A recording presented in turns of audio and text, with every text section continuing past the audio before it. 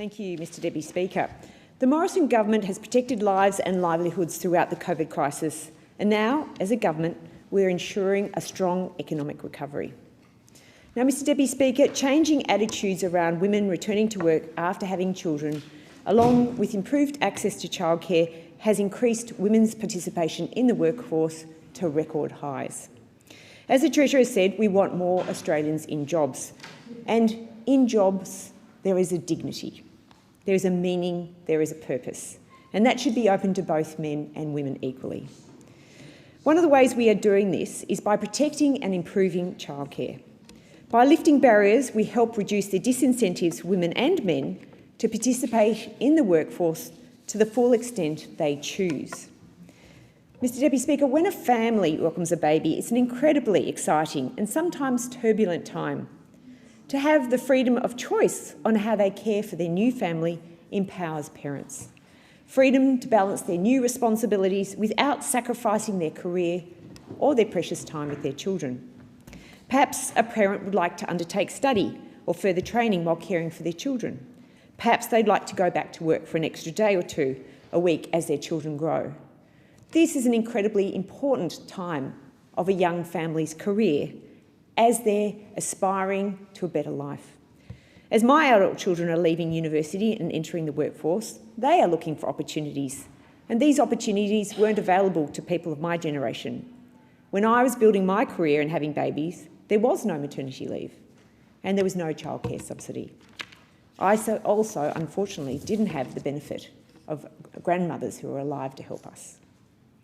Mr Deputy Speaker, I'm very proud of the commitment that our government has made to preserving family choice, and as part of the budget announced last night, our government has announced an additional $1.7 billion to further help Australian families with the cost of childcare. This will further encourage workforce participation for both men and women at an aspiring time of their career. As part of the budget, our government has announced starting July 1, 2022, firstly, an increase in the childcare subsidies available to families with more than one child aged 5 and under in childcare. This will benefit around 250,000 families across Australia. For those with more than one child in childcare, the level of subsidy received will increase by 30% to a maximum subsidy of 95% of fees paid for their second and subsequent children. This is akin to saying, let's get out there and have more kids. It's fantastic news. And I do remember the baby bonus of the Costello-Howard years when we were encouraged to have more children. These changes will ensure half of Australian families will receive a 95% subsidy for their second and subsequent child. Secondly, the annual cap of $10,560 for families earning over $189,000 will be removed for all families. Removal of the cap, Mr Deputy Speaker. This investment builds on $10.3 billion that the government is already investing in childcare this year. By increasing the childcare subsidy for families with 2 or more children, we'll help support the choices of working Australian families. This is a targeted investment that makes childcare more affordable.